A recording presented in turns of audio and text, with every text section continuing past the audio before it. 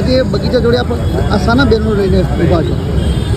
એમાં એવું હતું કે ડીસામાં જનજાગૃતિ લાવવા માટે અમે લોકો એક અથાગ પ્રયાસ કરી રહ્યા છીએ.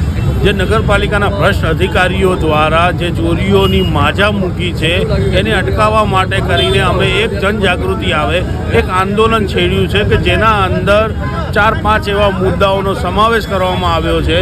ગઈકાલે સાંજે અમે ગામના અંદર પોસ્ટરો લગાવ્યા હતા મોટા મોટા, તો એ નરાધમો ચોરોને સાંખ્યું નહીં એટલે ફાડી નાખ્યા. તો અમે એવું વિચાર્યું કે આજે બગીચે લઈને ઊભા ને જેને પણ ઈચ્છા હોય પ્રબળ, જેને તકલીફ પડતી હોય નરાધમોને, તો આવો અહીંયા ફાડવા. કઈ રીતે બેનર ફાટે છે?